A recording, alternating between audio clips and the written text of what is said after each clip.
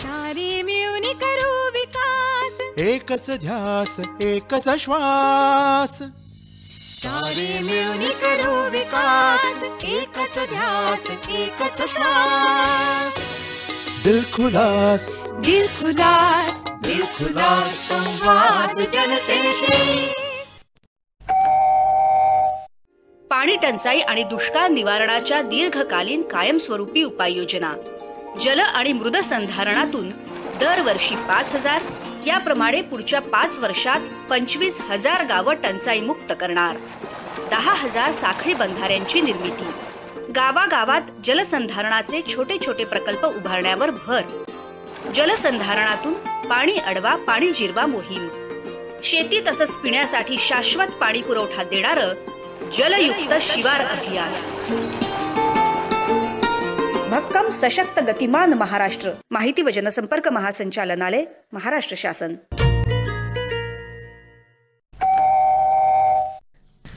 श्रोते नमस्कार. माहिती व जनसंपर्क महासंचालनालयाच्या दिलखुलास कार्यक्रमात मी प्रसाद मोकाशी आपणा सर्वांचं मनपूर्वक स्वागत करतो. श्रोतेहो, राज्याच्या विकासात ग्रामपंचायती आणि स्थानिक स्वराज्य संस्थांचं सगळ्यात मोठं योगदान असतं. या संस्था म्हणजे राज्याच्या विकासाचा पायाच असतो. या ग्रामपंचायतींच्या आणि स्थानिक स्वराज्य संस्थांच्या निवडणुका ह्या दर 5 वर्षांनी होत असतात, किंबहुना त्या दर 5 वर्षांनी व्हाव्याच लागतात. राज्यातील जवळपास निम्म्या ग्रामपंचायतींच्या निवडणुका आता यावर्षी 2015च्या अखेरपर्यंत होणार आहेत. या निवडणुकांची नेमकी कार्यपद्धती कशी असते, तिथे कसा खर्च होतो किंवा त्या खर्चावरच्या मर्यादा, या सर्वांबाबतच निवडणुकांच्या एकूण कार्यपद्धतीबाबत आज आपण दिलखुलासमध्ये जाणून घेणार आहोत. आणि त्यासाठी आमंत्रित केलं आहे राज्याच्या निवडणूक आयोगाचे आयुक्त JS सहारिया यांना. सहारिया साहेब यांनी 1973मध्ये अलाहाबाद विद्यापीठातून भौतिकशास्त्राची पदव्युत्तर पदवी संपादन करून 1976मध्ये त्यांनी IIM MBA केलं. सहारिया यांनी मंत्रालयात विविध भागांच्या सचिवपदाची जबाबदारी सांभाळली आहे आणि 2014मध्ये राज्याचे मुख्य सचिव म्हणून निवृत्त झाल्यानंतर त्यांच्याकडे या संविधानात्मक पदाची महत्त्वपूर्ण जबाबदारी आहे. सहारिया साहेब नमस्कार. नमस्कार. सहारिया साहेब, प्रदीर्घ प्रशासकीय सेवा आणि त्यातील मुख्य सचिवांसारख्या सर्वोच्च पदावरून तुम्ही निवृत्त झालात. आता राज्याचे निवडणूक आयुक्त म्हणून संविधानात्मक पद तुमच्याकडे आहे. तर ह्या सगळ्या दोन्ही जबाबदाऱ्यांकडे तुम्ही कसं पाहता? या दोन्ही जो पद आहे, हां, आपण अत्यंत उत्तम प्रश्न विचारला सुरुवातीलाच. हां, मुख्य सचिव या नात्याने मी प्रशासनाच्या मुख्य अधिकारी होतो. हां, माझ्या मुख्य काम होता शासनाची सर्व योजनांची प्रभावी अंमलबजावणी करणे, प्रशासनावर देखरेख करणे आणि शासन व जनतेमध्ये एक संवाद साधण्याच्या दुवा म्हणून काम करणे, असे माझी जबाबदारी होती. बरोबर. परंतु राज्य निवडणूक आयुक्त म्हणून काम करताना स्थानिक स्वराज्य संस्थाच्या निवडणुका फ्री, फेअर अँड इम्पार्शियल म्हणजे निर्भय वातावरणात, मुक्त वातावरणात आणि पारदर्शक वातावरणात होतात किंवा नाही, हे पाहण्याची जबाबदारी माझ्यावर आहे. माझे मते दोन्ही पद अत्यंत महत्त्वपूर्ण आहेत. दोन्ही जबाबदाऱ्या अत्यंत प्रभावीपणे पार पाडण्याची गरज आहेत. आणि हे दोन्ही पदामध्ये जर काम व्यवस्थित रीतीने केलं तर जो आपल्याकडे लोकशाही आहे तो बळकट होण्यामध्ये मदत मिळेल आणि जनतेचे प्रश्न आहेत, जे लोकांचे प्रश्न आहेत ते सोडवण्यामध्ये मदत होईल. म्हणजे दोन्ही पदं तुम्हाला राज्याच्या प्रशासकीय एकूण यंत्रणेवरती व्यवस्थित अंकुश ठेवणारे आहेत असं वाटतं का? एका दिशेने होय. कारण मुख्य सचिव म्हणून काम करताना माझ्याकडे जेवढे अधिकारी होते, जेवढे कर्मचारी होते राज्यामध्ये, त्यांना फ्रेंड, फिलॉसॉफर आणि गाईड म्हणून मला काम करायचं होतं. त्यांच्यावर आवश्यकता भासली त्यांच्यावर कारवाई सुद्धा करायची होती. परंतु त्यापेक्षा मोटिवेट करून, त्यांना समजावून सांगून त्यांच्याकडून काम करून घेणे हे माझ्या कर्तव्य होता, माझी जबाबदारी होती. म्हणजे सगळे अधिकारी कर्मचाऱ्यावर कंट्रोल ठेवायचेच होता. बरोबर. तसेच इथे जे काही आपल्याकडे निवडणुका होणार आहे आणि जसं आपण सांगितलं दर 5 वर्षाच्या नंतर प्रत्येक स्थानिक स्वराज्य संस्थाची निवडणूक होणे आवश्यक आहे. बरोबर. ते निवडणुका व्यवस्थित रीतीने होतात किंवा नाही हे पाहण्याची माझी जबाबदारी आहे. आणि त्यासाठी जेवढे अधिकारी व कर्मचारी निवडणुकाशी निगडीत असतात त्याच्यावर कंट्रोल ठेवण्याचे काम सुद्धा माझ्यावर आलेलं आहे. बरोबर. निवडणुकीच्या काळामध्ये ते माझे आयोगाच्याकडे प्रतिनियुक्तीवर असतात तो त्यांच्यावर देखरेख ठेवणे, त्यांच्यावर नियंत्रण ठेवणे माझी जबाबदारी असतात. बरोबर. सारे साहेब, राज्य निवडणूक आयोगाला सुद्धा भारत सरकारच्या, केंद्र सरकारच्या निवडणूक आयोगाप्रमाणेच अधिकार असल्याचं सर्वोच्च न्यायालयाने एका निकालात म्हटलंय. तर नेमकं त्याचं विश्लेषण आपण कसं करू शकतो? आपल्याला थोडासा मी भूतकाळमध्ये जाऊ इच्छितो. बरं. 92 पर्यंत इलेक्शन कमिशन ऑफ इंडिया म्हणजे भारतीय निवडणूक आयोग याची स्थापना 1950 मध्ये झाली होती, म्हणजे स्वतंत्राचे इमिजिएटली आफ्टर दॅट. परंतु राज्य निवडणूक आयोग कुठेही नव्हता. बरोबर. म्हणजे स्थानिक स्वराज्य संस्थाची निवडणुका राज्य शासनातर्फे घेण्यात येत होत्या. परंतु काही वर्षाच्या अनुभवावर संविधानमध्ये दुरुस्ती करावी लागली आणि तो दुरुस्ती 1992-93 मध्ये करण्यात आली. 73वी घटना दुरुस्ती व 74वी घटना दुरुस्ती. कारण की जो आपले राज्यकर्ते होते, जे पार्लमेंट में आमचे आदरणीय सर्व सभासद होते पार्लमेंटचे, त्यांच्या नजरेस असे बाब आले की ज्या पद्धतीने आपण स्थानिक स्वराज्य निवडणुकाकडे बघितलं पाहिजे, म्हणजे आपण लोकसभा व विधानसभाच्या निवडणुकावर जास्त लक्ष केंद्रित करतो, तिथे जास्त जागरूक राहतो, परंतु स्थानिक स्वराज्य संस्थांच्याकडे तेवढं जागरूक राहत नाही, लक्ष देत नाही. बरोबर. आणि ह्याचा दुष्परिणाम असा व्हायला लागला की लोकशाहीचा जो तिसरा टप्पा आहे, जो फार महत्त्वाचा आहे, ते स्थानिक स्वराज्य संस्था, ते दुर्लक्षित व्हायला लागल्या. वेळेवर इलेक्शन होत नव्हत्या, व्यवस्थित रीतीने प्रक्रिया पाळली जात नव्हती. बरोबर. म्हणून 73वी 74वी दुर्घटना दुरुस्ती करण्यात आली आणि प्रत्येक राज्यामध्ये राज्य निवडणूक आयोगाची स्थापना करण्यात आली. आणि ह्या आयोगावर स्थानिक स्वराज्य संस्थाच्या निवडणुका घेण्याची संपूर्ण जबाबदारी टाकण्यात आली. बरं. म्हणजे राज्य शासन पासून त्याला सेपरेट करण्यात आला, इन्सुलेट करण्यात आला. बरोबर. आपल्या राज्यामध्ये सुद्धा 94 मध्ये राज्य निवडणूक आयोगाची स्थापना झाली, इतर राज्यामध्ये सुद्धा स्थापना झाली. परंतु त्याचे दर्जा, त्याचे अधिकार, त्याचे शक्तीबद्दल लोकांच्या मनामध्ये भ्रम होता, शंका होत्या. तर ह्या विषयावर माननीय सर्वोच्च न्यायालयामध्ये 2006 साली एक महत्त्वपूर्ण प्रकरण आला आणि त्यामध्ये त्यांनी निकाल दिला. त्या निकालाप्रमाणे जो कॉन्स्टिट्यूशनमध्ये आहे, जो संविधानामध्ये तरतूद आहे, त्याच्याशी निगडीत त्याने हा निकाल होता. आणि त्यामध्ये त्याने 3-4 बाबीवर स्पष्ट उल्लेख केलेला आहे. त्याने पहिला उल्लेख असा केलेला आहे की राज्य निवडणूक आयोग शासनपेक्षा स्वतंत्र आहे. बरं.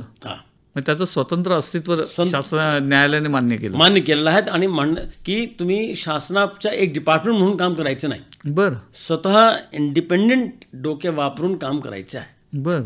नंबर 2, जो सुप्रीम कोर्टाने सांगितलं की स्थानिक स्वराज्य संस्थाची निवडणुका घेताना राज्य निवडणूक आयोग ह्याच्याकडे जे अधिकार आहे ते भारतीय निवडणूक आयोग, इलेक्शन कमिशन ऑफ इंडिया सारखेच आहे. म्हणजे इलेक्शन कमिशन ऑफ इंडियाचे जे अधिकार आहेत, जे स्टेटस आहे, जे अथॉरिटी आहे, जे पॉवर आहेत, ते सगळं स्टेटस, अथॉरिटी अँड पॉवर राज्य निवडणूक आयोगाला आहेत. म्हणजे आम्हाला अधिकारी कर्मचारी पाहिजे इलेक्शनसाठी, आम्हाला घेता येते. बरं. आम्हाला निधीची आवश्यकता आहे, तो निधी उपलब्ध करून द्यावा लागणार आहे. बरोबर. म्हणजे status, authority and power election commission of India सारखेच आहे. बरोबर. तिसरा जो त्याने महत्त्वपूर्ण निकाल दिला की फ्री, फेअर अँड इम्पार्शियल इलेक्शनसाठी जे काही साधन सामुग्री, जे काही मनुष्यबळ राज्य निवडणूक आयोगाला हवा आहेत, तो देणे राज्य शासनाला बंधनकारक आहे. जेवढी डिमांड, योग्य डिमांड, रिझनेबल डिमांड राज्य निवडणूक आयोग करेल, तेवढे साधन सामुग्री, निधी व मनुष्यबळ देणे क्रमप्राप्त आहे, बंधनकारक आहे. बरोबर. चौथा, राज्य निवडणूक आयोगाचे आदेश राज्य शासनावर बंधनकारक आहे. हा सगळ्यात महत्त्वाचा. आणि जर राज्य शासनाने त्याची योग्य रीतीने दखल घेतली नाही तर राज्य निवडणूक आयोगाला माननीय उच्च न्यायालय व माननीय सर्वोच्च न्यायालयामध्ये रिट ऑफ मॅन्डेमस साठी जाता येते. रिट ऑफ मॅन्डेमस म्हणजे की जर आमचे सूचनाची, आदेशाची पालन योग्य रीतीने होत नसेल, then we can enforce it through the high court and honourable supreme court. बरं. हा महत्त्वपूर्ण निकाल 2006 साली माननीय सर्वोच्च न्यायालयाने दिलेला आहे.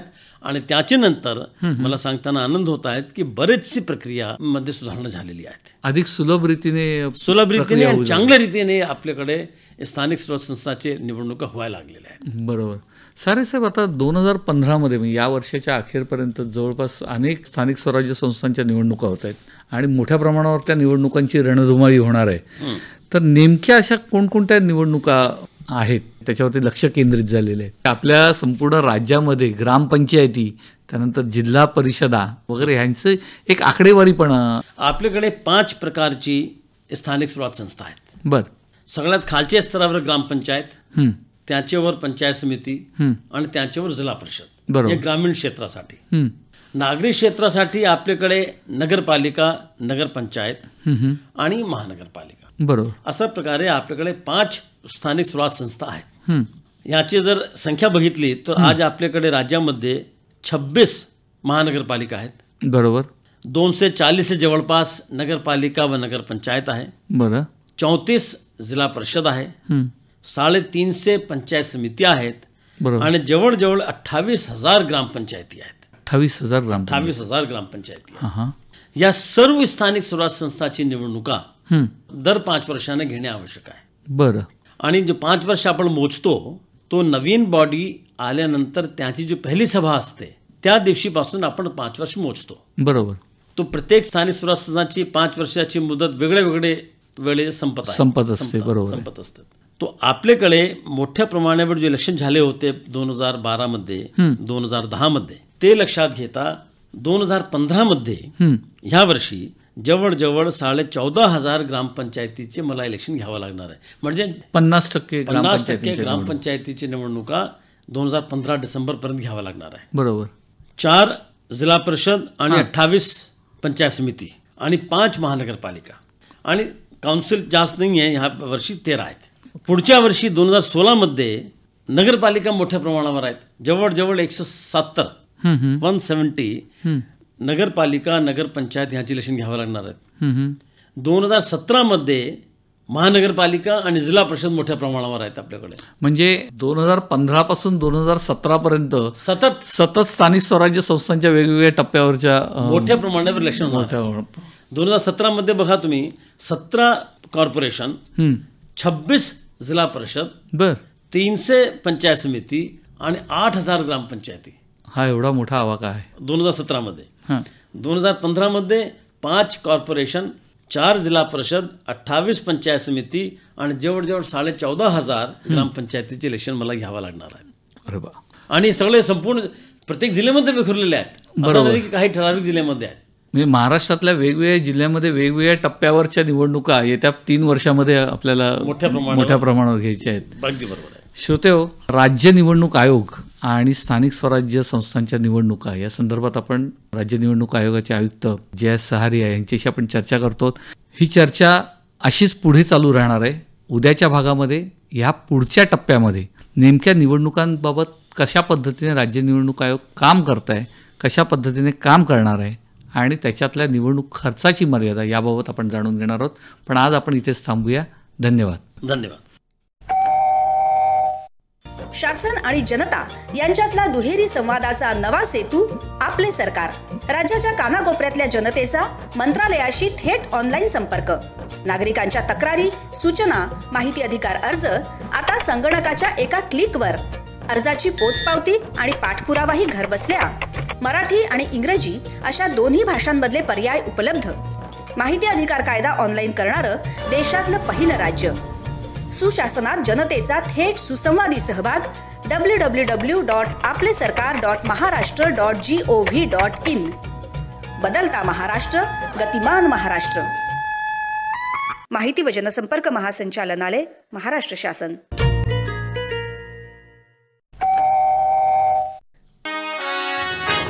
सारे मिळून करू विकास, एकच ध्यास एकच श्वास. सारे मिळून करू विकास, एकच ध्यास एकच श्वास. दिलखुलास दिलखुलास दिलखुलास संवाद जनतेशी. सारे मिळून करू विकास, एकच ध्यास एकच श्वास. सारे मिळून करू विकास, एकच ध्यास एकच श्वास. दिलखुलास दिलखुलास दिलखुलास संवाद जनतेशी. पाणी टंचाई आणि दुष्काळ निवारणाच्या दीर्घकालीन कायमस्वरूपी उपाययोजना. जल आणि मृद संधारणातून दरवर्षी 5,000 याप्रमाणे पुढच्या 5 वर्षात 25,000 गावं टंचाई मुक्त करणार. 10,000 साखळी बंधाऱ्यांची निर्मिती. गावागावात जलसंधारणाचे छोटे छोटे प्रकल्प उभारण्यावर भर. जलसंधारणातून पाणी अडवा पाणी जिरवा मोहीम. शेती तसंच पिण्यासाठी शाश्वत पाणी पुरवठा देणारं जलयुक्त शिवार अभियान. भक्कम सशक्त गतिमान महाराष्ट्र. माहिती व जनसंपर्क महासंचालनालय, महाराष्ट्र शासन. श्रोते नमस्कार. माहिती आणि जनसंपर्क महासंचालनालयाच्या दिलखुलास कार्यक्रमात आपणा सर्वांचं प्रसाद मोकाशी मनपूर्वक स्वागत करतोय. श्रोते, राज्यातल्या स्थानिक स्वराज्य संस्थांच्या निवडणुका लवकरच सुरू होत आहेत. 2015 ते 2017 या काळामध्ये मोठ्या प्रमाणावर स्थानिक स्वराज्य संस्थांच्या निवडणुका होणार आहेत. या निवडणुकांच्या संदर्भातली माहिती घेण्यासाठी आपण राज्याचे राज्य निवडणूक आयुक्त जयेश सहारिया यांच्याशी आपण चर्चा करतो. सहारिया साहेब नमस्कार. नमस्कार. सहारिया साहेब, कालच्या भागामध्ये तुम्ही सांगितलं की 2015 पासून 2017 पर्यंत वेगवेगळ्या टप्प्यावर ह्या निवडणुका होणार आहेत.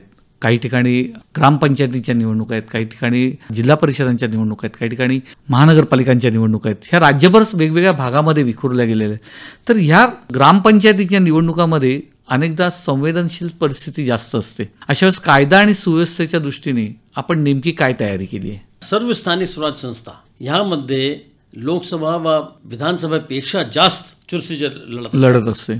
कारण आपले जो मतदार असतात, जो वॉर्ड असतात, तो फार लहान असतात. बरोबर आहे. विधानसभाची तुलनेमध्ये किंवा लोकसभाची तुलनेमध्ये जो प्रभाग असतो तो फार लहान असतो. बरोबर. आणि त्यामध्ये सर्व मतदार एक दुसऱ्याला ओळखतात जवळपास. ग्रामपंचायतीमध्ये प्रामुख्याने म्हणजे उमेदवार आणि मतदार एकमेकांना अगदी वैयक्तिक ओळखत असतात, वैयक्तिक रीतीने ओळखतात. बरोबर. तो ह्या वेळेला अत्यंत चुरशीचे लढत असतात आणि म्हणून आम्हाला जास्त काळजी घ्यावा लागतो. बरोबर आहे. ह्या वेळेला आम्ही आता एप्रिलमध्ये आपल्याकडे इलेक्शन व्हायला लागलेलं आहे पहिल्या टप्प्यामध्ये ह्या वर्षी 2015 त्यासाठी आम्ही सर्व पोलीस अधिकारी यांच्या बरोबर बैठका घेतल्या. सर्व कलेक्टर्स, विभागीय आयुक्त, महानगरपालिका आयुक्त यांच्याबरोबर बैठक घेतल्या आणि कायदा व सुव्यवस्थेच्या दृष्टीने जे काही उपाययोजना करायची आहे त्याबद्दल सखोल चर्चा करून आपण मायक्रो लेवलपर्यंत प्लॅनिंग केलेली आहे. बरोबर. आणि मला आनंद आहे की जो आपले पोलीस यंत्रणा आहे तो त्याने हे सगळे निवडणुका शांततेने पार पडतील आणि व्यवस्थितपणे पार पडतील त्यासाठी सर्व उपाययोजना केलेली आहे. बरोबर. जिथे जिथे आवश्यक आहे तिथे प्रतिबंधात्मक उपाय केलेले आहेत. बरोबर. चौकशी वाढवणार आहे. त्याच्यानंतर पथक त्याने तयार केलेले आहेत. दक्षता पथक, गस्ती पथक असे तयार केलेले आहेत. आणि ह्या प्रक्रियेवर जो इलेक्शन आपल्याकडे होणार आहे त्याच्यावर योग्य रीतीने देखरेख करणार आहे. स्थानिक स्वराज्य संस्थांमध्ये महत्वाचं असतं की उमेदवार आणि मतदार एकमेकांना चांगले ओळखत असतात. त्यामुळे तिथे कधी कधी अधिक संवेदनशील परिस्थिती निर्माण होऊ शकते. साहजिकच आहे आणि म्हणून जास्त जागरूक राहण्याची गरज आहे. बरोबर. पण सहारे साहेब, राज्य शासनाने काही महिन्यापूर्वी तालुका मुख्यालयाच्या ठिकाणी ग्रामपंचायतीचं नगरपंचायतीत रूपांतर करण्याचा निर्णय घेतला.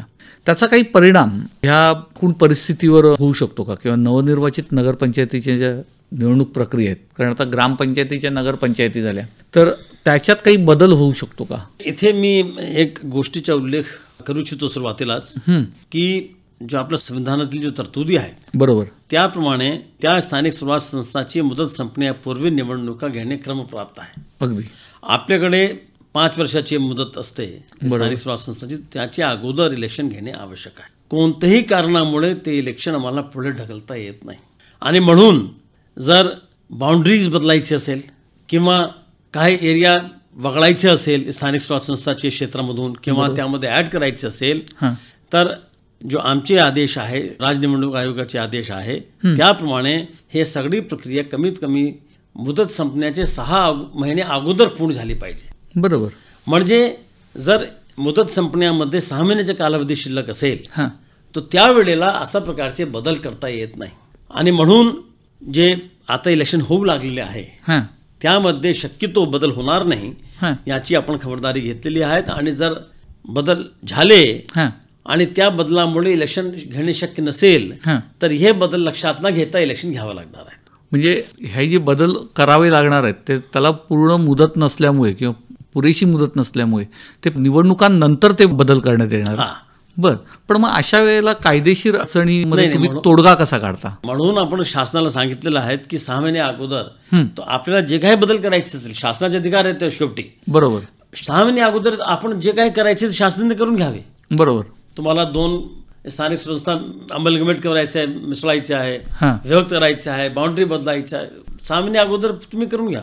बरोबर. परंतु एकदा आमचे प्रोसेस चालू झाला, हां. इलेक्शन प्रोसेस चालू झाला, त्यामध्ये काही बदल करता येत नाही. हं, हं. आणि कारण सुप्रीम कोर्टाने सुद्धा सांगितलेलं आहे, मान्य सर्वोच्च न्यायालयाने, की मुदत संपण्यापूर्वी इलेक्शन घेणे आवश्यक आहे. कोणत्याही कारणामुळे इलेक्शन ढकलता येत नाही. बरोबर. समजा की आम्ही सगळा प्रोसेस चालू केला, वॉर्ड फॉर्मेशन झाले, अगदी. वोटर लिस्ट फायनलाइज झाली, आणि त्यावेळेला गव्हर्नमेंटने जर बाउंड्री बदलली तर इलेक्शन होऊ शकणार नाही, मुदत पुढे जाणार. बरोबर. तो कायद्याप्रमाणे शक्यच नाही, शक्य होऊ नये. त्यामध्ये तरतूदच नाही. हं. जो नवीन गोष्टी आहेत त्याला आम्हाला दुर्लक्ष करून इलेक्शन घ्यावं लागणार आहे. म्हणजे निवडणूक घेऊन नंतर तिथे बदल काय जे काय करायचे बदल ते करायचे त्यासाठी तरतूद सुद्धा आहेत कायद्यामध्ये. बरोबर. हां. सारे साहेब, तुम्ही म्हणाल की मतदार आणि याद्या वगैरे याच्या संदर्भात, पण दरवेळेला प्रत्येक निवडणुकीच्या वेळेला मतदार यादी, त्यातली नावं, त्याच्यात चुका, याच्याबद्दल नेहमी चर्चा होत असते आणि अनेकदा नावं वगळली आणि मग त्याच्यावरनं गोंधळ होत असतो. तर या संदर्भात काही कायमस्वरूपी उपाययोजना तुम्ही केल्यात का? हे फार महत्त्वाचा मुद्दा आपण उपस्थित केलेला आहे. इथे मी एक आपल्या माध्यमातून एक सर्वांच्या नजरेस एक गोष्ट आणू इच्छितो, हां.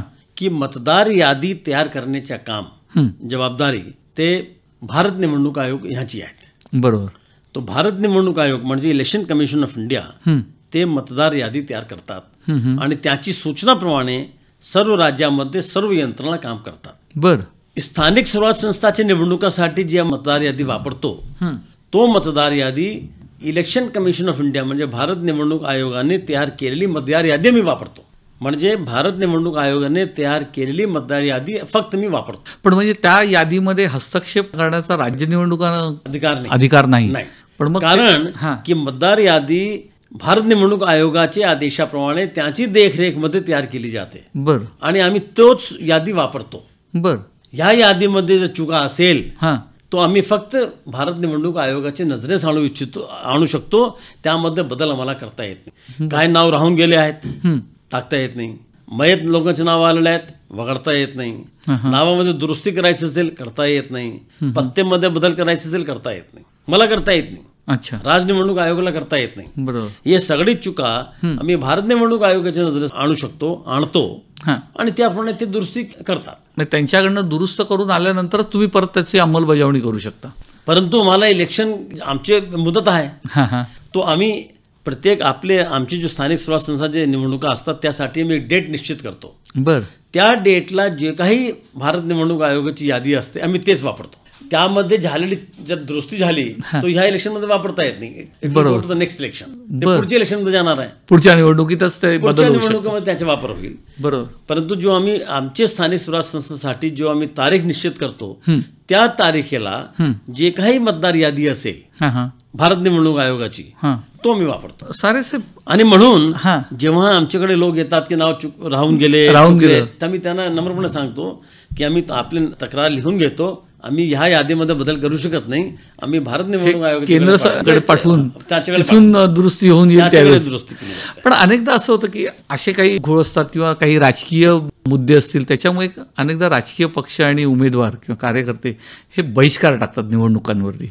आपण अनेकदा बघतो की वृत्तपत्रांमध्ये पण येतं, ह्या गावांनी बहिष्कार घातला, त्या गावांनी बहिष्कार घातला. तर अशा वेळेला नेमकी मी अशी जर परिस्थिती उद्भवली तर नेमकं काय तुमच्याकडनं भूमिका असते? इलेक्शनवर बहिष्कार टाकला तर तो मतदार ह्याचा अधिकार आहे, त्याचा हक्क आहे. बरोबर. कसं मतदारमध्ये त्याने किती भाग घ्यायचे किंवा कसं करायचं आहे. परंतु असं जर परिस्थिती निर्माण झाली की एकही उमेदवार आपल्याकडे निवडणुकीला उभा राहिला नाही, नामनिर्देशन त्याने भरला नाही, हम्म. त्यामध्ये 0 नामनिर्देशन झाले हां. तर आम्हाला पोटनिवडणूक घ्यावं लागते तिकडे. पण मग तिथे पोटनिवडणूक जाहीर केली जाते. घ्यावं लागतो. बरं. पण मग कायद्यात नेमकी तरतूद कशी केलेली आहे? कायद्यामध्ये तरतूद अशी आहे की निवडणुका घ्यायची आहे. हां. जर निवडणुका होऊ शकल्या नाही काही कारण असो बरोबर. तर मला परत त्यामध्ये पोटनिवडणूक घेण्याची तरतूद आहे. बरं. तो त्या तरतुदीप्रमाणे आम्ही पोटनिवडणूक जाहीर करतो आणि तोपर्यंत परिस्थिती सुधारते, लोकांमध्ये विश्वास येतो, बरोबर. होतात. ज्या स्थानिक स्वराज्य संस्था असतात त्याच्या प्रत्येक निवडणुकीमध्ये जातीच्या प्रमाणपत्रावरती बरीच चर्चा होत असते आणि जात वैधता प्रमाणपत्रावर अनेकदा ग्रामपंचायतींमध्ये किंवा परिषदांमध्ये जागा रिक्त राहतात. तर अशा वेळेला त्याच्यावर काही कायमस्वरूपी उपाय करता येतो का? जातीच्या प्रमाणपत्र, जात वैधता प्रमाणपत्र देण्याची जबाबदारी राज्य शासनाची आहे. बर. राज्य शासनाने असा कायदा केला होता, जो आतापर्यंत कायदा अस्तित्वात होता, की त्याप्रमाणे नामनिर्देशन पत्रासोबत जात वैधता प्रमाणपत्र देणे म्हणजे कास्ट व्हॅलिडिटी सर्टिफिकेट देणे कायद्यामध्ये तशी तरतूद होती. बरोबर. आणि त्याप्रमाणे आपण सरळ नामनिर्देशन पत्र स्वीकारत होतो आणि जर त्यात कास्ट व्हॅलिडिटी सर्टिफिकेट किंवा वैधता प्रमाणपत्र जर नसेल तर आपण रिजेक्ट करत होतो. ग्रामपंचायतीसाठी राज्य शासनाने नुकतंच कायद्यामध्ये बदल केला आणि त्याने सांगितलं की जात वैधता प्रमाणपत्र नामनिर्देशन पत्र सोबत जोडण्याची जो कंपल्सरी होता, जो अनिवार्यता होती, ते रद्द केली त्यांनी. आणि त्याने सांगितलं की जर तुम्ही कास्ट स्क्रुटनी कमिटी, जो वैधता प्रमाणपत्र जात पडताळणी समिती, त्याच्याकडे तुम्ही अप्लाय केला असेल, त्याचा सर्टिफिकेट दिला तरी तुम्हाला 6 महिन्यामध्ये वैधता प्रमाणपत्र देता येईल, अशा प्रकारची त्याने सुधारणा केली. बरोबर. त्यामुळे बरेचसे लोकांना दिलासा मिळाला आणि त्या सुधारणाप्रमाणे आपण जो कायद्यामध्ये तरतूद आपण काम करतो, तो आपण तशा प्रकारची कामाची सुरुवात केली ग्रामपंचायतीमध्ये. नंतर 7 एप्रिलला त्याने हीच फॅसिलिटी नागरी क्षेत्रासाठी सुद्धा जाहीर केलेली आहे. म्हणजे आता आजची तारीखमध्ये जर इलेक्शन घ्यायचे असेल तर नामनिर्देशन पत्रासोबत वैधता प्रमाणपत्र देण्याची अनिवार्य नाही. त्याने फक्त असं सर्टिफिकेट दिला, असा एक हमी दिली की आम्ही 6 महिन्यामध्ये देऊ आणि असा पुरावा दिला की आम्ही कास्ट स्क्रुटनी कमिटीच्याकडे जाऊन आलेलो आहात, त्यांना कागदपत्र दिलेले आहेत, तर त्याचे नामनिर्देशन पत्र स्वीकारण्यात येईल. म्हणजे 6 महिन्यात जर त्याने दिलं नाही तर मात्र तिथे पोटनिवडणूक होऊ शकते. बिलकुल. म्हणजे एकूण जर का आपण कायदेशीर बाबी बघितल्या तर आता त्या स्थानिक स्वराज्य संस्थातले कायदेशीर अडचणी जी आहेत त्या बऱ्यापैकी दूर होऊ लागलेल्या आहेत. याची दोन्ही बाजू आहेत. बरोबर. काही वर्षापूर्वी असाच कायदा होता की 6 महिन्यामध्ये सर्टिफिकेट दिलं तरी चालते. बरोबर. पण त्याचा गैरवापर व्हायला लागला. बरोबर आहे. की एकदा माणूस निवडून आला की तो परत बघतच तो नव्हता. 6 महिने त्याने नाही दिला, तो काही कारण सांगून ते पुढची डेट घेत होते. बरोबर. तो म्हणजे विदाऊट कास्ट जात वैधता प्रमाणपत्र न देता ते 5-5 वर्ष सभासद राहिले. बरोबर. म्हणून शासनाला तो नियम बदलावा लागला. अगदी खरं आहे की नामनिर्देशन पत्रासोबत सर्टिफिकेट आणावा. बरोबर. परंतु ह्या वेळेला अनेक अडचणी दुसऱ्या आल्या की आपल्याकडे पडताळणी समिती, त्यांच्याकडे मोठा बोजा आहेत. बरोबर. भरपूर लोकांनी अप्लाय केलेला आहे आणि जसं पाहिजे तसं अगदी त्यांना उशीर लागतो. जो योग्य कॅन्डिडेट्स आहे ते लोकशाहीपासून वंचित राहू नये म्हणून शासनाने हे तरतूद केलेली आहे. अगदी बरोबर आहे. श्रोतेहो, किंवा राज्य निवडणूक आयुक्तांनी आता आपल्याला जी कायदेशीर अडचणी ज्या कशा दूर झाल्यात आणि अगदी सुनियोजित कशा पद्धतीने स्थानिक स्वराज्य संस्थांच्या निवडणुका होत आहेत किंवा त्यातल्या कशा कायदेशीर बाबी मोकळ्या केलेल्या आहेत याबाबतची माहिती अतिशय चांगल्या पद्धतीने दिली. सारे साहेब, ही चर्चा आपण अशीच पुढे चालू ठेवणार आहोत उद्याच्या भागामध्ये. आज आपण इथेच थांबूया. धन्यवाद. धन्यवाद. शासन आणि जनता यांच्यातला दुहेरी संवादाचा नवा सेतू आपले सरकार. राज्याच्या कानाकोपऱ्यातल्या जनतेचा मंत्रालयाशी थेट ऑनलाईन संपर्क. नागरिकांच्या तक्रारी, सूचना, माहिती अधिकार अर्ज आता संगणकाच्या एका क्लिकवर. अर्जाची पोचपावती आणि पाठपुरावाही घरबसल्या. मराठी आणि इंग्रजी अशा दोन्ही भाषांमधले पर्याय उपलब्ध. माहिती अधिकार कायदा ऑनलाईन करणारं देशातलं पहिलं राज्य. सुशासनात जनतेचा थेट सुसंवादी सहभाग. www.आपलेसरकार.महाराष्ट्र.gov.in. बदलता महाराष्ट्र, गतिमान महाराष्ट्र. माहिती व जनसंपर्क महासंचालनालय, महाराष्ट्र शासन.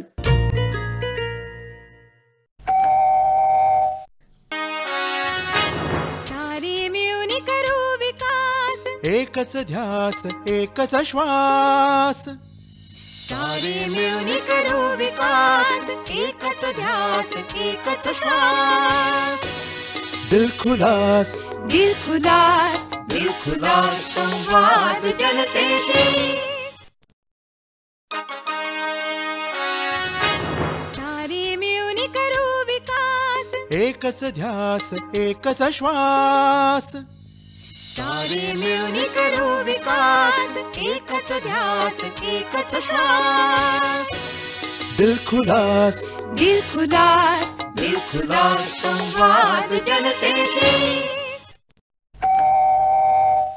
पाणी टंचाई आणि दुष्काळ निवारणाच्या दीर्घकालीन कायमस्वरूपी उपाययोजना. जल आणि मृद संधारणातून दरवर्षी 5,000 याप्रमाणे पुढच्या 5 वर्षात 25,000 गावं टंचाई मुक्त करणार. 10,000 साखळी बंधाऱ्यांची निर्मिती. गावागावात जलसंधारणाचे छोटे छोटे प्रकल्प उभारण्यावर भर. जलसंधारणातून पाणी अडवा, पाणी जिरवा मोहीम. शेती तसंच पिण्यासाठी शाश्वत पाणी पुरवठा देणारं जलयुक्त शिवार अभियान. भक्कम सशक्त गतिमान महाराष्ट्र. माहिती व जनसंपर्क महासंचालनालय, महाराष्ट्र शासन. श्रोते नमस्कार. माहिती आणि जनसंपर्क महासंचालनालयाच्या दिलखुलास कार्यक्रमात मी प्रसाद मोकाशी आपणा सर्वांचं मनपूर्वक स्वागत करतो. श्रोते हो, राज्याच्या विकासात ग्रामपंचायती आणि स्थानिक स्वराज्य संस्थांचं मोठं योगदान असतं आणि ह्या संस्थांचं निवडणुका हा नेहमी चर्चेचा जिव्हाळ्याचा विषय राहिलेला असतो. 2015 पासून 2017 पर्यंत राज्यातल्या वेगवेगळ्या स्थानिक स्वराज्य संस्थांमध्येच म्हणजे ग्रामपंचायतींपासून जिल्हा परिषदांपर्यंत आणि महानगरपालिकांपर्यंत वेगवेगळ्या ठिकाणी वेगवेगळ्या टप्प्यावरती निवडणुका होत आहेत. याबाबतची माहिती जाणून घेण्यासाठी राज्य निवडणूक आयुक्त JS सहारिया यांच्याशी आपण गेले 2 दिवस चर्चा करतो. आज आपण जाणून घेणार आहोत की उमेदवारांना खर्चाची मर्यादा किती आहे, राज्य सरकारकडून किंवा राज्य निवडणूक आयुक्तांकडून किती प्रकारचा खर्च होऊ शकतो, कशा पद्धतीने तो खर्च होतो आणि त्याबाबत आपण नेमकं काय करायला पाहिजे याबद्दल आपण जाणून घेणार आहोत. सारेसाहेब नमस्कार. नमस्कार. सारेसाहेब, जशा लोकसभा किंवा विधानसभा निवडणुकांमध्ये उमेदवारांना खर्चाची मर्यादा दिलेली असते, त्याप्रमाणे स्थानिक स्वराज्य संस्थांच्या पण निवडणुकांमध्ये उमेदवारांना खर्चाची मर्यादा निश्चित केलेली असते. तर ही नेमकी मर्यादा किती आहे आणि कशा पद्धतीने त्यांनी खर्च करावा असे अपेक्षा असते? स्थानिक स्वराज्य संस्थेमध्ये सुद्धा जे उमेदवार असतात त्याने किती खर्च करावा ह्याच्यावर राज्य निवडणूक आयोगाने मर्यादा टाकलेली आहे. जे मर्यादा होती ती 2011 साली त्यामध्ये सुधारणा सुद्धा करण्यात आलेली आहे. बरं. आणि आता आ वर्ग जे महानगरपालिका जर म्हटलं तर जसं मी सांगितलं आपल्याकडे 26 महानगरपालिका आहेत. बरोबर. त्यापैकी जो अ वर्ग महानगरपालिका आहे त्यामध्ये प्रत्येक कॅन्डिडेटला 5 लाख रुपयेपर्यंत खर्च करता येतो. आणि अ वर्ग महानगरपालिका म्हणजे फक्त आपल्या राज्यामध्ये मुंबई महानगरपालिका. ब वर्ग महानगरपालिका जर असेल तर 4 लाख रुपये खर्च करता येते आणि क असेल तरी सुद्धा 4 लाख करता येते. म्हणजे ब आणि क वर्गाची महानगरपालिका असेल तर 4 लाख रुपये खर्च करता येते. बरोबर. यामध्ये 6 महानगरपालिका येतात: पुणे, नागपूर, नवी मुंबई, ठाणे, नाशिक व पिंपरी चिंचवड. म्हणजे महानगरपालिका जी आहे त्यामध्ये प्रत्येक उमेदवाराला 4 लाख रुपयापर्यंत खर्च करता येते. बरोबर. जे इतर कॉर्पोरेशन्स आहेत, इतर महानगरपालिका आहे उर्वरित, त्यांना 3 लाखाची मर्यादा आहे. बरं. कमीत कमी 3 लाख क वर्ग महानगरपालिका आणि जास्तीत जास्त मुंबई महानगरपालिका 5 लाख. म्हणजे 3 ते 5 या वर्गामध्ये त्यांनी खर्च करावा अशी अपेक्षा असते. तसेच जे काउन्सिल्स आपले आहेत, नगरपालिका, नगर परिषद, ह्यामध्ये कमीत कमी 1.5 लाख रुपये आणि जास्तीत जास्त 3 लाख रुपये. बरं. क वर्ग म्हणजे आपल्याकडे जो लहान नगरपालिका आहेत, नगर पंचायत आहे, त्यामध्ये 1.5 लाख रुपये आणि जो अ वर्ग नगरपालिका आहे त्यामध्ये 3 लाख रुपये. अशा प्रकारची लिमिट आपण टाकलेली आहे. जिल्हा परिषदेसाठी 3 लाखाची मर्यादा आहे, पंचायत समितीसाठी 2 लाखाची मर्यादा आहे आणि ग्रामपंचायतीसाठी 25,000ची मर्यादा. आणि आपण आणखी अशा सूचना दिलेल्या आहेत की त्यासाठी त्याने स्वतंत्र बँक खाता उघडावा आणि सर्व खर्च त्यातून त्याने भागवावा. बरोबर. आणि ह्याच्या खर्चचा हिशोब सुद्धा त्याने द्यावा लागतो. बरं. पण हा हिशोब त्यांनी कोणाकडे द्यायचा? ते जो आपले रिटर्निंग ऑफिसर असतात, निवडणूक निर्णय अधिकारी असतात, त्यांच्याकडे त्याने द्यावा. निवडणुका संपल्यानंतर म्हणजे मतमोजणी झाल्यानंतर, निकाल जाहीर झाल्यानंतर त्याने कन्सॉलिडेटेड एकत्रितपणे त्याने सुद्धा खर्चाचा हिशोब देणे आवश्यक आहे. बरं. या कार्यक्रमाच्या माध्यमातून सर्व उमेदवारांना मी विनंती करू इच्छितो, इच्छुक उमेदवार जो आपले उभे होत आहेत आणि जो भावी आहेत, जो पुढच्या इलेक्शन मध्ये उभे राहणार आहेत, बरोबर, की कायद्यामध्ये तरतूद अशी आहेत की निवडणूक संपल्यानंतर 30 दिवसाच्या आत त्याने हिशोब देणे आवश्यक आहे आणि जर त्या देऊ शकले नाही तर त्यांना डिस्क्वालिफाय करायलाच पाहिजे. बरोबर. अशा प्रकारची तरतूद आहे. बरं. सारेसाहेब, म्हणजे ही झाली खर्चाची मर्यादा उमेदवारांची. पण आपल्या आयोगाकडनं नेमका कशा पद्धतीने खर्च केला जातो निवडणुकीत? प्रत्येक निवडणुकीत सरकारकडनं किंवा एकूण प्रशासनाकडून काही खर्च होत असतो. हा प्रशासकीय खर्च किती असतो? आपला फार महत्वाचा प्रश्न आपण आज उपस्थित केलेला आहे. राज्य निवडणूक आयोग यांच्याकडे स्वतःचे काही निधी नसते. बर. कायद्याची तरतुदीप्रमाणे, संविधानाची तरतुदीप्रमाणे सर्व खर्च राज्य शासन किंवा स्थानिक स्वराज्य संस्थांनी करणे क्रमप्राप्त आहे. तो जो नागरी स्थानिक स्वराज्य संस्था आपल्या राज्यामध्ये आहेत म्हणजे महानगरपालिका, नगरपालिका व नगरपंचायत, ह्यामध्ये जे काही खर्च आहे, निवडणुकाचा खर्च, निवडणूकशी निगडीत अधिकारी आपण अपॉइंट करतो, त्यांना भत्ता द्यावा लागतो, त्याच्यानंतर मोठ्या प्रमाणात गाड्या व्हेकल्स घ्यावा लागतो, बरोबर, मोठ्या प्रमाणावर बिल्डिंग्स मला भाड्यावर घ्यावं लागते, छपाई करावा लागतो, प्रिंटिंग करावा लागतो, स्टेशनरी खरेदी करावी, मोठ्या प्रमाणात खर्च होतो. नागरी जो स्थानिक स्वराज्य संस्था आहेत, अर्बन लोकल बॉडीज, त्यांच्या इलेक्शनवर होणारा संपूर्ण खर्चाची जबाबदारी संबंधित नागरी स्थानिक स्वराज्य संस्था ह्याची आहे. म्हणजे महानगरपालिका, नगरपालिका यांनी स्वतः त्यांचे फंडातून हे खर्च करायचे. मात्र जिल्हा परिषद, पंचायत समिती व ग्रामपंचायतीचे जो खर्च आहे तो राज्य शासनाला देणे बंधनकारक आहे. आता एका बाजूला आम्हाला free, fair and impartial election घ्यायचे आहे, बरोबर, भयमुक्त वातावरणामध्ये स्वच्छ इलेक्शन, पारदर्शक निवडणुका घेणे आवश्यक आहे. म्हणून जो आपले मान्य सर्वोच्च न्यायालयाचे जे निकाल आहे त्याप्रमाणे जे काही ऍक्टिव्हिटीज, जे काही आपण ऍक्शन्स लोकसभा व विधानसभाच्या निवडणुकीमध्ये घेतो ते सगळे घेणे ते स्थानिक स्वराज्य संस्थांमध्ये सुद्धा घेणे आवश्यक आहे. बर, कारण एका ऍक्टिव्हिटी विधानसभासाठी आवश्यक असेल, कारण शेवटी इलेक्शन म्हणजे काय, एक स्थळ असतो, तिथे आमचे अधिकारी कर्मचारी बसतात, तिथे मतदार येतो, वोट टाकतो आणि जातो, बरोबर आहे. प्रक्रिया सगळ्या ठिकाणी एकच आहे. जर लोकसभा विधानसभामध्ये काही ऍक्टिव्हिटीज घेण्यात येतात पण तो ऍक्टिव्हिटी जर आम्ही इथे घेणार नाही स्थानिक स्वराज्य संस्थांमध्ये तर आपलं इलेक्शन तेवढं प्युअर राहणार नाही. अगदी बरोबर. म्हणून जे काही ऍक्टिव्हिटीज आणि ऍक्शन्स आणि काळजी आपण लोकसभा विधानसभाच्या निवडणुकांमध्ये घेतो ते सगळे घेणे येथे आवश्यक आहे, क्रमप्राप्त आहे. बरोबर. म्हणून जे काही खर्च लोकसभा व विधानसभाच्या निवडणुकांमध्ये होतात जवळपास तेवढा, आता काही ऍक्टिव्हिटीज तिकडे जास्त असतात ते आपल्याकडे होत नाही, ते खर्च कमी होणार आहे, जवळपास तेवढा खर्च होणे आवश्यक आहे. परंतु राज्य शासनाने काही वर्षापूर्वी काही कारणामुळे ह्या खर्चावर मर्यादा टाकलेली आहे. ग्रामपंचायतीच्या निवडणुकासाठी 20,000 रुपयाची मर्यादा आहे.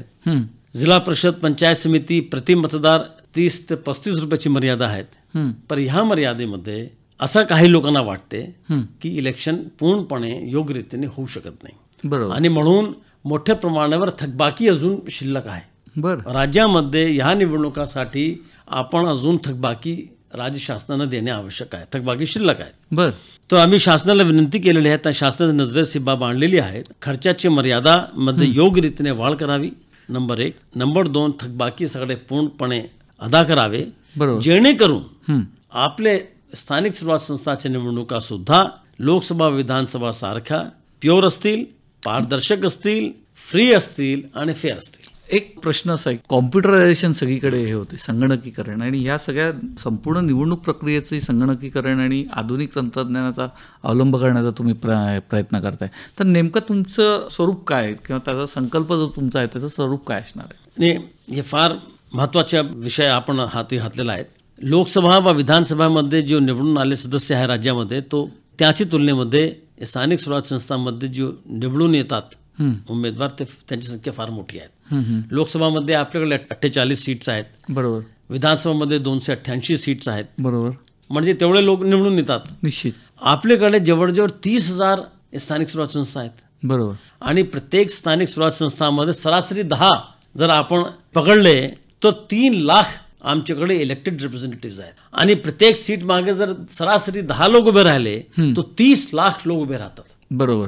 या लोकांच्या व्यवस्थित हिशोब ठेवणे, त्याचे सगळं डिटेल्स ठेवणे आज हाताने शक्य नाही, बरोबर, कारण की 30,000ची निवडणुका कधी होणार आहेत, 5 वर्ष कधी संपणार आहे, त्यापैकी कोणी मयत झाला, कोणी रिझाईन केला, त्याचे हिशोब ठेवणे मॅन्युअली आपल्याला अडचणी येतात, अवघड असतात.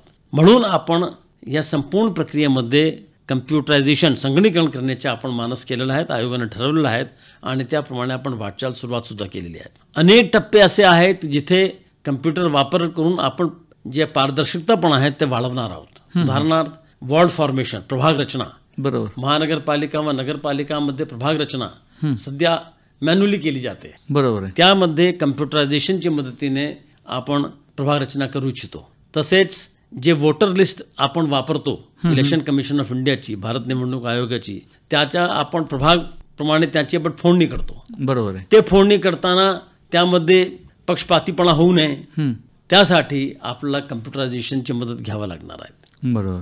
30 लाख लोकांचा डाटा ठेवायचे असेल कम्प्युटरची मदत घ्यावी लागणार आहे. नक्कीच. जे नॉमिनेशन पेपर आहेत त्यामधले असणारी सर्व माहिती कम्प्युटरमध्ये अगोदर भरावी, नंतर त्याचा प्रिंटआउट घ्यावा आणि तो नामनिर्देशन पत्र म्हणून द्यावा, असं सुद्धा आमच्या मानस आहे. मोबाईल फोन त्याच्या मोठ्या प्रमाणात वापर करावा. SMS ब्लास्टिंग, मोबाईल ॲप्लिकेशन, जेणेकरून लोकांच्या बरोबर संवाद साधता येते, त्यांना इन्स्ट्रक्शन्स देता येते. म्हणजे अनेक मार्गाने कम्प्युटरची मदत घेऊन, मोबाईल फोनची मदत घेऊन आपण सगळी प्रक्रिया सुलभ करू इच्छितो आणि सगळे आकडेवारी, सगळे माहिती एकत्रितपणे गोळा करू इच्छितो. बरोबर. सारे साहेब, ह्या संपूर्ण मुलाखतीचा आपण शेवट करताना तुम्ही नेमकं मतदारांना काय आवाहन करा? आता 2015च्या पहिल्या टप्प्यामध्ये 22 एप्रिल रोजी आपल्याकडे मतदान होणार आहे. त्यामध्ये 2 महानगरपालिका, औरंगाबाद महानगरपालिका व नवी मुंबई महानगरपालिका, काही 7 नगरपालिका, त्यामध्ये अंबरनाथ, बदलापूर, राजगुरुनगर, वरणगाव, भोकर, मोवाड, वाडी ह्याचा समावेश आहे. आणि जवळजवळ 3000 ग्रामपंचायती. त्यामध्ये प्रामुख्याने गडचिरोली, अमरावती, यवतमाळ, लातूर, नाशिक, रत्नागिरी, जवळपास 2000 ग्रामपंचायतीची पोटनिवडणुका, अशा प्रकारे मोठ्या प्रमाणावर इलेक्शन निवडणुका होऊ लागलेल्या आहेत. गडचिरोली सोडून बाकी सर्व ठिकाणी 22 एप्रिल रोजी मतदान होणार आहे. 23 एप्रिल रोजी मतमोजणी होणार आहे. गडचिरोलीमध्ये त्याची विशेष परिस्थिती लक्षात घेऊन त्यामध्ये वेगळे डेट्स आहेत. ते 24 आणि 30 एप्रिल रोजी मतदान होणार आहे आणि 2 मे रोजी मतमोजणी होणार आहे. मी आपले कार्यक्रमाच्या माध्यमातून या इलेक्शनमध्ये जे काही मतदार आहे त्यांना मी आवाहन करू इच्छितो की आपला हक, आपला अधिकार जो आहे, जो कॉन्स्टिट्यूशन संविधानाने आपल्याला दिलेला आहे मतदान करण्याचा, तो आपण मनामध्ये कसलीही शंका न बाळगता, कसला भय न ठेवता निर्भीकपणे आपली इच्छाप्रमाणे योग्य रीतीने वापरावे. ह्यासाठी राज्य निवडणूक आयोगाने सर्व दक्षता घेतलेली आहेत. आपल्यावर कोणी कसलेही प्रलोभन होऊ देणार नाही, दमदाटीच होऊ देणार नाही, यासाठी पोलीस यंत्रणेबरोबर आपण सर्व खबरदारी घेतलेली आहे. मी आपल्या सर्वांना आवाहन करू इच्छितो, आपल्याला विनंती करू इच्छितो की आपण मोठ्या संख्येने सर्व मतदारांनी घरातून बाहेर पडावे त्या दिवशी आणि आपल्या हक्काचा योग्य रीतीने उपयोग करून मतदान करा. अगदी बरोबर. सहारे साहेब, तुम्ही खूप चांगलं आवाहन केलेलं आहे. याच नोटवर आपण इथे थांबणार आहोत. सारे साहेब, तुम्ही राज्य निवडणूक आयोगाची आणि या संपूर्ण यंत्रणेची माहिती दिली त्याबद्दल दिलखुलासमध्ये मी आपले आभार मानतो. धन्यवाद. धन्यवाद. शासन आणि जनता यांच्यातला दुहेरी संवादाचा नवा सेतू आपले सरकार. राज्याच्या कानाकोपऱ्यातल्या जनतेचा मंत्रालयाशी थेट ऑनलाईन संपर्क. नागरिकांच्या तक्रारी, सूचना, माहिती अधिकार अर्ज आता संगणकाच्या एका क्लिकवर. अर्जाची पोचपावती आणि पाठपुरावाही घरबसल्या. मराठी आणि इंग्रजी अशा दोन्ही भाषांमधले पर्याय उपलब्ध. माहिती अधिकार कायदा ऑनलाईन करणारं देशातलं पहिलं राज्य. सुशासनात जनतेचा थेट सुसंवादी सहभाग. www.आपलेसरकार.महाराष्ट्र.gov.in. बदलता महाराष्ट्र, गतिमान महाराष्ट्र. माहिती व जनसंपर्क महासंचालनालय, महाराष्ट्र शासन.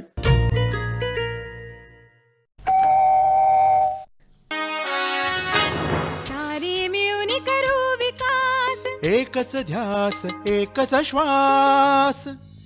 सारे मिळून करू विकास, एकच ध्यास एकच श्वास. दिलखुलास दिलखुलास